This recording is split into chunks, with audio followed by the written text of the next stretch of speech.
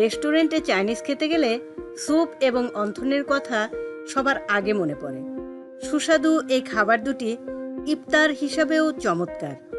পুষ্টিকর চিকেন স্যুপের সাথে পারফেক্ট অন্থন তৈরির পদ্ধতি জানতে এইচপি ইনোভেটিভ কিচেনে সবাইকে স্বাগত।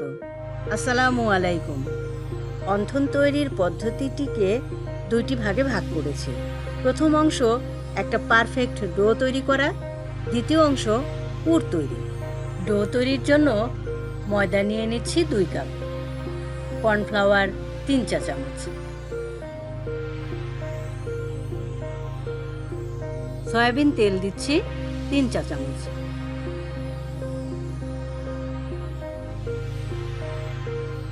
লবণ 1 চা চামচ,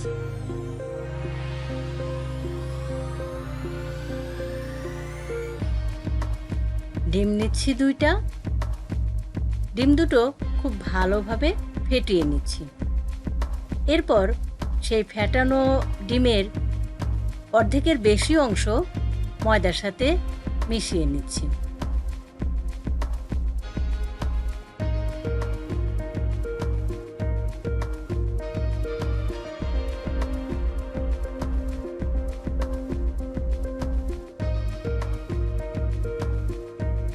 অল্প অল্প করে পানি দিয়ে সবগুলো মিশ্রণ খুব ভালোভাবে মেখে নিচ্ছি। ময়দাটা একটু চেপে চেপে ঠেসে ঠেসে খুব ভালো করে মাখতে হবে। এই মাখাটার মধ্যেই অন্থনের ক্রিস্পি ভাবটা নির্ভর করে। রুটি বানানোর মতো করে একটা মসৃণ ডো তৈরি করে নিচ্ছি। ডোটা ঠিক এরকম হবে। এরপর একটা ঢাকনা দিয়ে ঢেকে রাখবো 1 ঘন্টার মতো, যাতে ময়দার মধ্যে যে ময়েশ্চার আছে সেটা সমস্ত অংশে ভালোভাবে ছড়িয়ে যায় এবং ডোটা মসৃণ হয়। অন্থনের পুর তৈরির জন্য চিকেন কিমা নিয়ে নিচ্ছি 1/2 কাপ, গাজর কুচি 1/2 কাপ, পেঁয়াজ কুচিও সমপরিমাণ। 3টা উপকরণ একটু মিশিয়ে নিচ্ছি। এরপর মরিচ এবং ধনেপাতা কুচি নিচ্ছি 2 চা চামচ, রসুন কুচি 1 চা চামচ, আদা কুচি 1 চা চামচ, গোলমরিচ গুঁড়া নিচ্ছি 1 চা চামচ, লবণ নিচ্ছি 1 চা চামচ। লবণ পরিমাণে একটু কমই দেব, কারণ সয়া সসের ভেতরেও লবণ আছে। সয়া সস নিচ্ছি 2 চা চামচ। উপকরণগুলো খুব ভালোভাবে মিশিয়ে নিচ্ছি।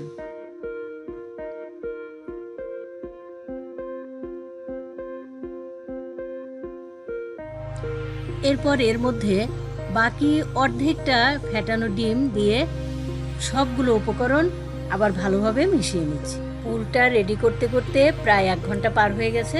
এবার ঢাকনা খুলে ডোটা আবার একটু মথে নেব।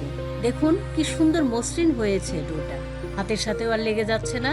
এবার কর্নফ্লাওয়ার ছড়িয়ে রুটি বানিয়ে নিতে হবে। আমি অবশ্য ময়দা দিয়ে বেলে নিচ্ছি।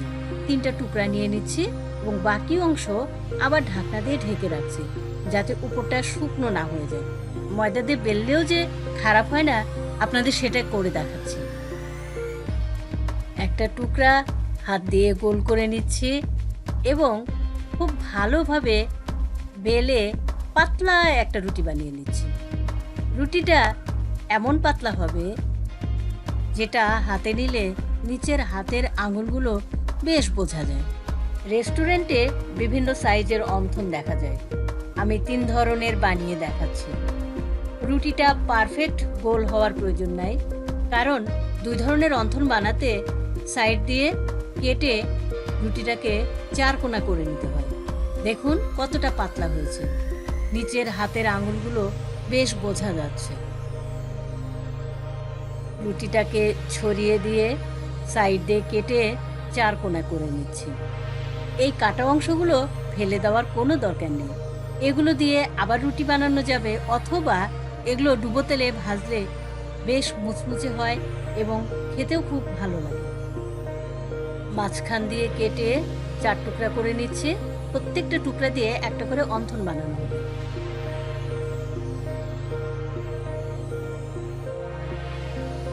একটা শীট নিয়ে নিলাম এবং এর ভিতরে 1 চা চামচ পুর দিচ্ছি।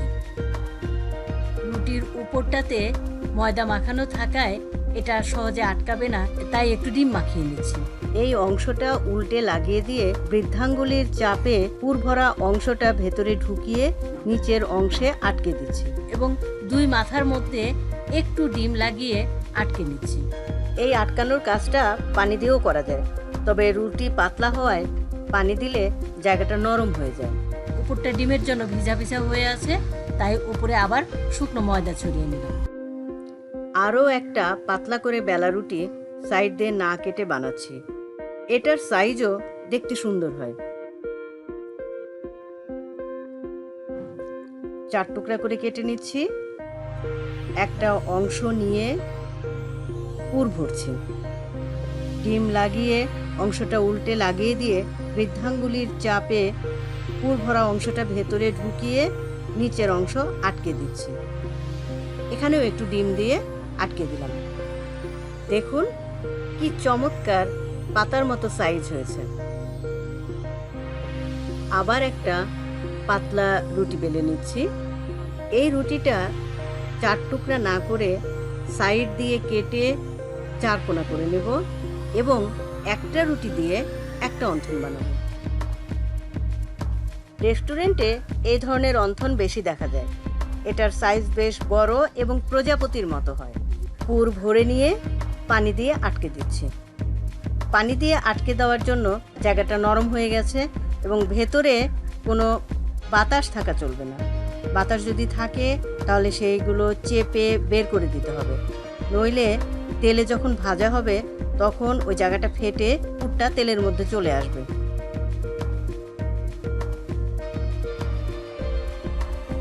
দুই মাথাও একটু পানি দিয়ে আটকে দিচ্ছি।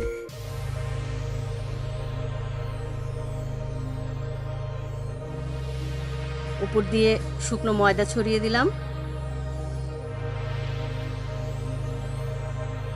দেখুন এই অন্থনটা পাখা মেলা প্রজাপতির মতো মনে হয়। এখানে আমি 3 ধরনের অন্থন বানিয়েছি। খুব অল্প আঁচে এগুলো এখন ডুবো তেলে ভেজে নেব।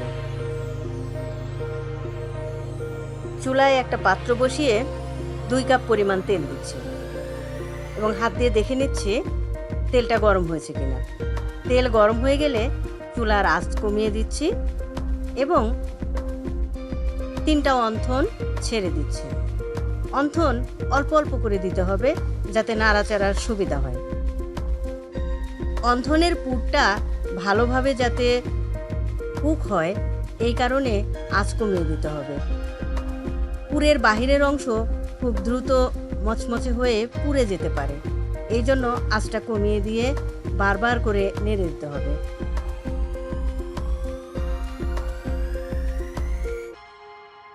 এবং চাপ দিয়ে তেলের মধ্যে ডুবিয়ে দিতে হবে যাতে পুরের ভেতরটা ভালোভাবে কুক হয়।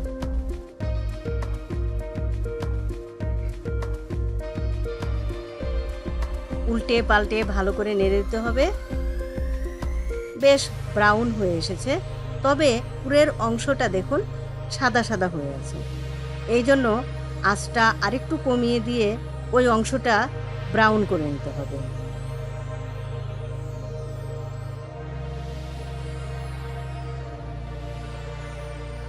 আমার অন্থন ভাজা হয়ে গেছে। এবার তেল ঝরিয়ে অন্থনগুলো তুলে নিচ্ছি। দেখুন বাহিরটা কতটা কুড়মুড়ে, কতটা মুচকুচে হয়েছে। পুরের অংশটা দেখুন বেশ সুন্দরভাবে কুক হয়েছে এবং চমৎকার ফ্লেভার আসছে।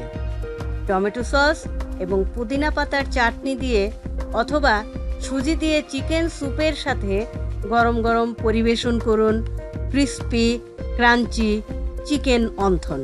সুজি দিয়ে চিকেন স্যুপ ও পুদিনা পাতার চাটনির রেসিপিটা আই বাটন এবং ডেসক্রিপশন বক্স থেকে দেখে নিতে পারেন। এই রমজানে ইফতারে পরিবারকে দিন একটু ভিন্ন স্বাদের ইফতারি। এতক্ষণ সাথে থাকার জন্য সবাইকে অনেক অনেক ধন্যবাদ। আসসালামু আলাইকুম।